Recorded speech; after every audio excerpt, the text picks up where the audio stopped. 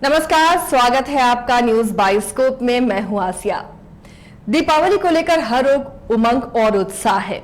दीपावली है ही खास त्योहार, लेकिन इस त्योहार को खास कैसे बनाएं, कैसे पूजा करें और कैसे दीपावली आपके लिए फलदायी साबित हो सकती है, ये हम जानने की आज कोशिश करेंगे। हमारे साथ स्टूडियो में खास मेहमान जुड़े हुए हैं।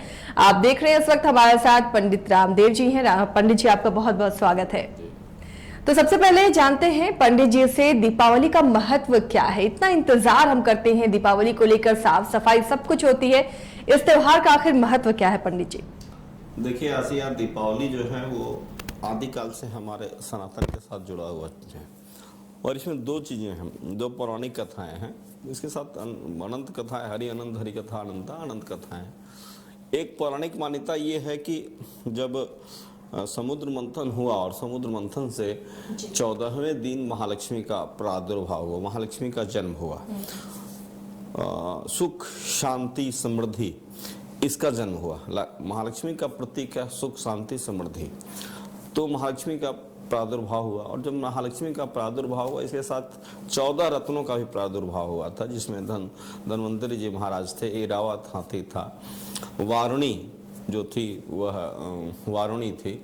तो ये एक मान्यता ये है कि भाई लक्ष्मी का जन्मदिन जो है वह दीपावली के दिन है, कार्तिक मास के कृष्ण पक्ष की अमावस्या को हुआ है। दूसरी मान्यता ये है वह रामावतार से जुड़ा हुआ है। रामावतार का ये है कि राम भगवान जो थे वह रावण पर विजय प्राप्त करके और इस दीपावली के दिन अपने राज्य अयोध्या लौटे थे और उसके पीछे वह 14 साल बाद भी आए थे। दो चीजें हैं, दो कहानी एक साथ थी, 14 साल बाद आना और रावण को जीत करके आना। तो ये दो चीजें हमारे जो है वह दीपावली से जुड़ी हुई हैं। इसके साथ है कि यह पारंपरिक व्यवस्था जो हमारे यहाँ है, अब हम भारत में हैं, भारत वनों का प्रदेश रहा है, अरण्य क्षेत्र रहा है और किसानों का क्षेत्र रहा है। तो यहाँ क्या है कि हमारे यहाँ बरसात के बाद ही दीपावली आती है। बरसात के बाद हमारे यहाँ कई ऐसे त्योहार आते हैं जिससे हम अपने घर के सफाई करते हैं, दुर्गा पूजा में सफाई करते हैं। थोड़ा सा समय और मिलता है क्योंकि स्वाति उसमें वर्षा होती ही है दुर्गा पूजा में, तब हमारे यहाँ जो है वो दीपावली आता है। तो दीपावली मनाने का ये दो है, लक्ष्मी का प्रादुर्भाव, राम का अयोध्या आना, और तीसरी चीज है कि हम जहाँ हैं अपने आसपास में स्वच्छता होनी चाहिए, शुद्धता होनी चाहिए। इसलिए हम घरों को साफ सुथरा करते हैं, घरों को पुनः एक पुनर्जन्म देते हैं। जैसे शरीर को साफ करते हैं वैसे घर को भी साफ करें, अपने बगान को भी साफ करें, अपने लॉन को भी साफ करें। हमारे यहाँ जो वाहन वगैरह जो गैजेट्स हैं उसको भी साफ सुथरा करके हम उसको एक जीवन देते हैं। पंडित जी, जो दिए जलाए जाते हैं उसका भी अलग महत्व है इस दिन, क्योंकि साफ सफाई हो जाती है। दिए जलाने की जो परंपरा रही है, आपने मौसम से जोड़ा, तो इसका भी साइंटिफिक रीजन है। देखिए ऐसा है कि जो अमावस्या होता है ना, तो अमावस्या को सूर्य और चंद्रमा एक साथ चले जाते हैं जी, 30 डिग्री के अंदर चले जाते हैं और उस अमावस्या को बहुत अंधेरी रात होती है। तो जब अंधेरी रात होती है और सबसे ज्यादा अंधेरी रात होता है और इस समय जो होता है वह सूर्य जो है अपने नीचे राशि में होता है, कन्या राशि में होता है। यानी अभी आप देखेंगे कि सूर्य की बहुत ज्यादा रोशनी आप पर, धूप जो है वो प्रभावित नहीं करेगी जैसा आपको मई जून में करेगा। तो ये होता है कि सूर्य की रोशनी कमजोर हो जाती है। तो जब सूर्य की रोशनी कमजोर हो गई तो चंद्रमा तो सूर्य से प्रभावित है, चमकता है, तो चंद्रमा प्रभावित हो जाएगा। और जब सूर्य और चंद्रमा की रोशनी प्रभावित यानी कम हो जाया करता है तो कीड़े मकोड़े ज्यादा उत्पन्न हो जाया करते हैं। सूर्य की रोशनी से बहुत कीड़े मरते भी हैं, आप देखे होंगे। पानी के साथ पानी साफ किया जाता है, कई चीजें होती है। तो इसलिए हम लोग जो है वह दीपक जला करके ये करते हैं कि एक दीपक जला कर करते हैं कि सबसे ज्यादा उजाला हो इस अमावस्या की रात्रि को, चाहे उजाला ला करके सूर्य जो है वह वार्म किया जाए, हमारे वातावरण को वार्म किया जाए, गर्म किया जाए, क्योंकि अभी ठंड का जो है वह मौसम होता है। दूसरा होता है कि जब हम दिए जलाते हैं तो जब हम शुद्ध घी का दीपक जलाएंगे, अभी आपने देखा होगा कोरोना काल में लोग सांस ले रहे हैं, धुआं को ले रहे हैं, ये कर रहे हैं, वो कर रहे हैं, वाष्प को ले रहे हैं। तो जब हम दीपक जलाते हैं, देखिए इस मोड में हम दीपक जलाते हैं, उस दीपक से जो धुआं निकलता है, जो लौ निकलता है, वो हमारे नाक में जाता है और हमारे नाक को, हमारे नाक श्वसन क्रिया को स्वस्थ करता है। कोरोना काल में आप बहुत अच्छी तरह से इसको देखे होंगे। वही प्रक्रिया है कि हम अपने दीपक जला करके जब हम दीपक उतारते, आरती उतारते हैं या कुछ करते हैं, तो अपने श्वसन क्रिया के तंत्रों को स्वस्थ करते हैं। इसके अलावा हम घर के बाहर जो है हम करंज का तेल का दीपक जलाते हैं। करंज का तेल जो होता है, करंज जो होता है वह एंटीबायोटिक होता है। उसका तेल जब जलता है तो अगल बगल के जो कीड़े होते हैं जो हम मनुष्य के लिए घातक हैं वो मर जाया करते हैं। तो इस तरह से हमारी पौराणिक मान्यता, 2 मान्यता मैंने आपसे कही, और जो सामाजिक मान्यता है, जो वैज्ञानिक मान्यता है, ये दीपक जलाने की भी मान्यता हमारे यहाँ जो है वह आदिकाल से चली आ रही है। पंडित जी, धन धान्य का त्योहार कहा जाता है दीपावली को। उससे पहले धनतेरस भी आता है, फिर दीपावली आती है, लक्ष्मी गणेश की पूजा की जाती है। कैसे पूजा की जाए ताकि दीपावली सफल हो, ये हमारे दर्शकों को बताइए। देखिए, हमारे यहाँ तो जब साल बदलता है जी, तो सनातन में साल बदलता है वह होली के बाद, और इसी सनातन के कई संस्कृतियां हैं। गुजरात में जो है वह साल अभी बदलता है दीपावली के बाद। दीपावली के बाद जो गुजराती व्यापारी होते हैं वो नए बही खाता का प्रयोग करना शुरू कर देते हैं। वो इसी को नया साल मानते हैं। तो इस तरह से हम लोग नया साल में जो है वह धन धान्य की कामना करते हैं कि धन धान्य हमारे यहाँ भरी रहे, अब लक्ष्मी का जो है वो आगमन होता रहे। तो इसलिए हम लक्ष्मी की जो है वह पूजा करते हैं, और लक्ष्मी की पूजा करने के लिए हम धनतेरस से ही चले आते हैं, और धनतेरस से आकर के दीपावली के दिन में जो है वो अपने घरों को सजाते हैं।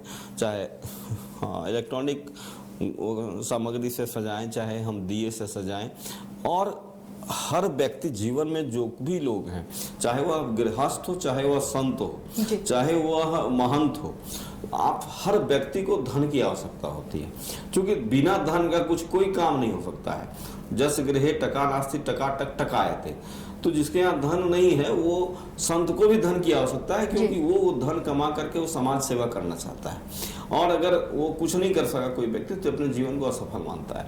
इसलिए हम महालक्ष्मी की आराधना करते हैं, क्योंकि यह अगर कहा जाए आज के भाषा में तो दीपावली जो है वो महालक्ष्मी का बर्थडे है। और अगर हम जिस भी देवी देवता का, अपने मित्र का बर्थडे मनाते हैं तो उस पर उसकी कृपा मेरे ऊपर होती है, एक अच्छा संबंध उनसे जुड़ता है, और उसकी कृपा जब होगी तो धन धान्य बढ़ता चला जाएगा। जी, पूजा की कोई खास टेक्निक या कोई खास तरीका जिससे भगवान प्रसन्न हो, माँ प्रसन्न हो?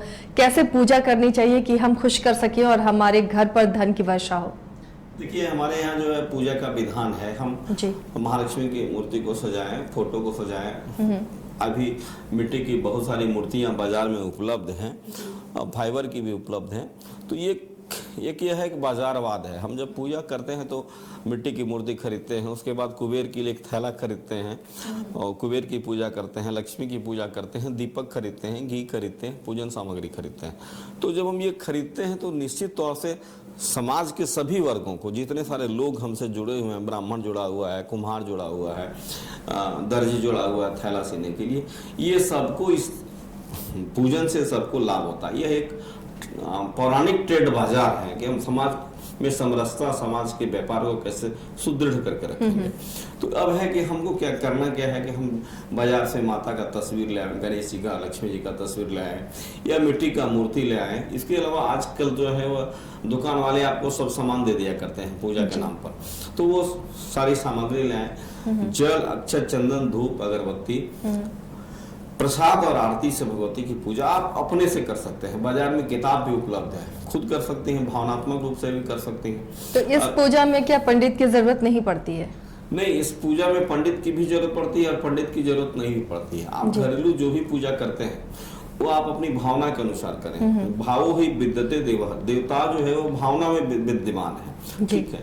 तो आप भावनात्मक रूप से, चूंकि इतने पंडितों की आपूर्ति हो नहीं सकती है। अगर आप देखें तो रांची शहर में अभी दुर्गा पूजा, अभी जो है वह दुर्गा पूजा में और उसके बाद दीपावली पूजा में रांची के इंटायर क्षेत्रों से कम अगर नहीं तो 5 से 10 हजार पंडित पूजा कराने आते हैं। अब बताइए, आप घर घर कितना पंडित हो सकता है, नहीं हो सकता है।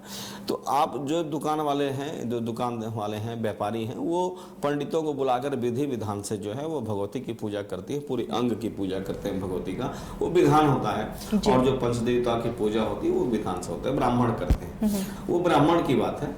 और घर में जो है पूजा आप खुद भी कर सकती है, 5 चीज चढ़ा कर, पंचों 5 सामग्री चढ़ा करके, 10 सामग्री चढ़ा करके, 16 सामग्री चढ़ा करके, या कुछ भी नहीं हो तो आप खीर वगैरह का, दूध वगैरह का भोग बना करके आप उनको लगा सकते हैं। और रात्रि में एक हमारे यहाँ की पौराणिक मान्यता है कि रात्रि में जो भोजन होता है इस दिन, वो खीर का प्रसाद भगवती के लिए चढ़ता है, लक्ष्मी के लिए चढ़ता है, गणेश जी के लिए चढ़ता है। और स्वयं खाने के लिए ओल, सुरण जो होता है वो ओल, चूंकि दीपावली की रात्रि सुख रात्रि होती है, और ये बहुत कम लोग जानते हैं कि हमको दीपावली की रात्रि में भोजन क्या करना चाहिए। पूजन तो करना चाहिए, भगवती भी ओल के प्रसाद से ग्रहण करने से, यानी चावल रोटी के साथ आप सुरण खाएं तो प्रसन्न हो जाया करते। ऐसा कहा जाता है कि यह जो है दीपावली की रात्रि सुख रात्रि होता है। तो उसमें भी कुछ बातें हैं। ओल में जो है वो सबसे ज्यादा फास्फोरस होता है। पौराणिक काल से लोगों ने कहा कि अगर हम ओल को खाएंगे तो उसमें फास्फोरस हमारे शरीर को मिलेगा, और शरीर को फास्फोरस मिलेगा तो शरीर में जो रोग होता है, जख्म भरना या नहीं तो खुजली, कलकली वगैरह, ये सब, वो सब की पूर्ति हम भोजन से भी प्राप्त करते हैं। तो इस तरह से दीपावली में भगवती की पूजा का विधान है, भगवती के उसी रात्रि को ओल खाने का भी विधान है। इसी दीपावली की रात्रि को जो है वह काली पूजा का भी विधान है। तो काली की भी पूजा होती है, लक्ष्मी की भी पूजा होती है, विश्वकर्मा भगवान की पूजा जो है वह जंत्रों में हुआ करती है, चित्रगुप्त महाराज की पूजा जो है वह कलम दावात में हुआ करती है, सरस्वती की पूजा पुस्तक में या खाता बही में हुआ करती है। इस तरह से हम देवताओं का पूजन स्वयं भी करें, या नहीं तो मौका है मिले आपको तो ब्राह्मण से भी आप कर सकते हैं और सुखरात्रि मना सकते हैं। जी चलिए, बहुत अच्छी बात पंडित जी ने बताई है कि आप किसी भी चीज से माँ को प्रसन्न कर सकती हैं।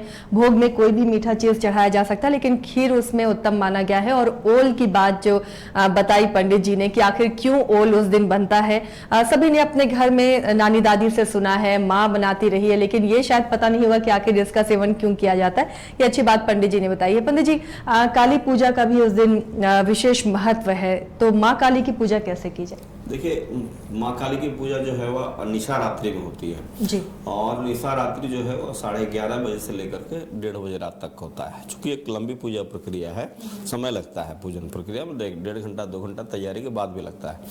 तो निशा रात्रि में जहाँ जहाँ है लोग अपने, जहाँ काली की मंदिर है या जो श्मशान घाट है, जागृत श्मशान घाट, वहाँ सब जगह काली की पूजा रात्रि काल में होती है। और महालक्ष्मी की भी पूजा होती है रात्रि काल में, सिंह लग्न में। तो सिंह लग्न जो है वह इस बार जो है लगभग 12:30 से 2 बजे तक, 2:15 बजे तक है।